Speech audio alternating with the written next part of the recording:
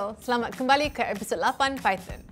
Bayangkan jika saya memberi anda item berikut dan meminta anda untuk mencari setiap item di pusat membeli belah. Bagaimana akan anda lakukannya?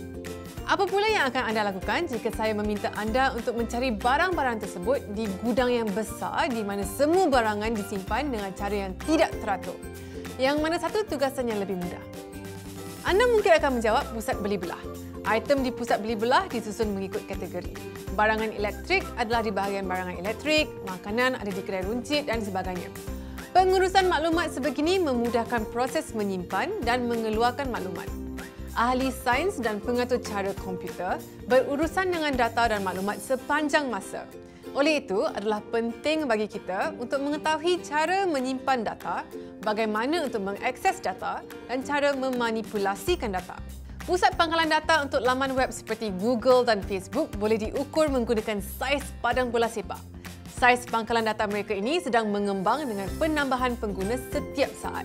Dalam video pertama, kita telah lihat cara paling asas untuk menyimpan data, iaitu dengan menggunakan pemboleh ubah atau variable. Ini adalah cara yang baik untuk jumlah data yang kecil, tapi cuba bayangkan jumlah data yang besar. Bayangkan betapa banyak pemboleh ubah yang perlu kita uruskan.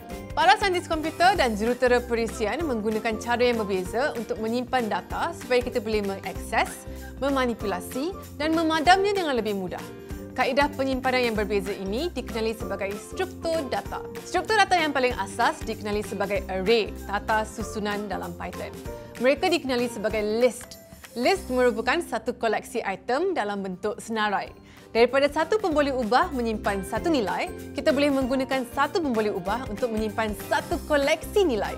Anda mungkin tertanya-tanya, apakah kelebihan menggunakan list? Bayangkan jika anda perlu mengingati skor untuk 5 perlawanan bola sepak. Dengan menggunakan cara pemboleh ubah, kita memerlukan 5 pemboleh ubah yang berbeza untuk menyimpan 5 skor yang berbeza. Tapi, ini boleh dilakukan dengan satu pemboleh ubah list. Satu list yang mampu menyimpan 5 skor sekaligus. Kita boleh mengakses setiap item secara individu dengan merujuk kepada indeksnya.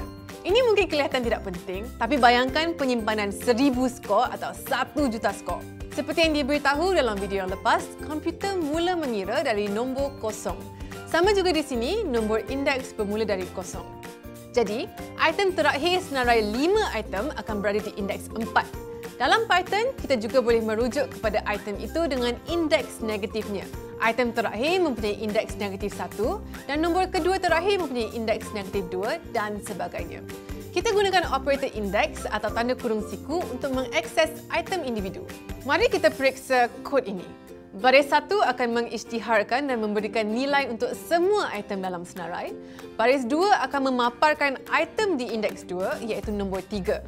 Kita juga boleh menukar nilai item individu dengan atur cara pada baris 3. Perhatikan bagaimana apabila kita memaparkan seluruh senarai dalam baris 4, item nombor 2 telah diubah menjadi 10.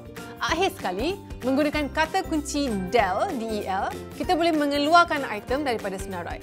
Apa yang biasanya kita lakukan dengan perkara dalam senarai? Kita boleh memproses dan melihat setiap item individu dalam satu senarai. Dalam Python, terdapat cara yang mudah untuk memeriksa senarai atau list dengan menggunakan gelung for. Ingat lagi di video sebelum ini, saya tunjukkan cara untuk menggunakan gelung for untuk menyemak aksara dalam satu rentetan.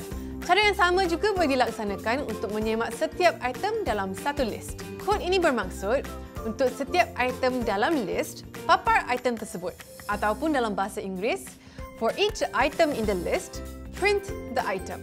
Jom tambahkan beberapa feature tambahan dalam permainan meneka nombor yang telah kita hasilkan sebelum ini. Atau cara baru ini akan menunjukkan kepada pengguna semua tekaan sebelumnya. Baris 3 mengisytiharkan satu senarai kosong yang baru.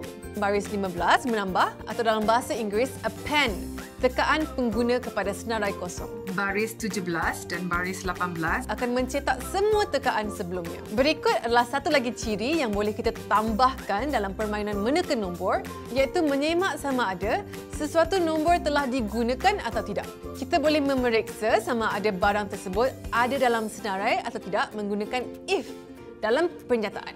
Perhatikan baris 8 hingga 10.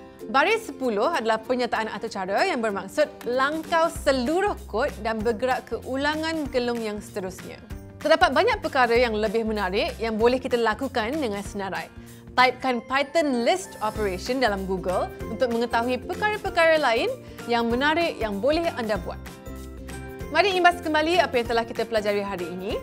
Kita belajar tentang membuat list penuh atau kosong, menambah nilai ke list, merujuk kepada item dalam list. Untuk cabaran anda kali ini, bolehkah anda membuat program yang akan membantu mencari nombor terbesar dan nombor kedua terbesar dalam suatu senarai? Kod untuk menghasilkan senarai yang diisi dengan nombor rawak telah diberikan di sini. Salin kod ini dan letakkan di bahagian atas projek anda. Mulakan projek anda dari baris 6. Selamat mencuba!